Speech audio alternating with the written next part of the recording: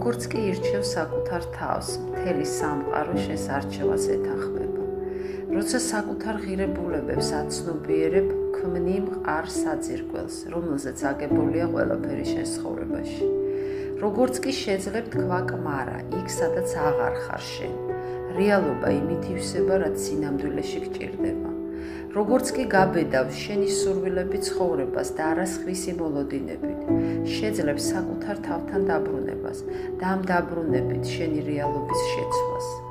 როცა შენს ჯანმრთელობას, ემოციებსა და ჭეშმარიტ ბუნებას უპირატესობას მიანიჭებ, სხვებსაც დაანახებ, როგორ უნდა მოგეპყრო. ეს გზა არ არის ეგოიზმი, ეს შინ დაბრუნება.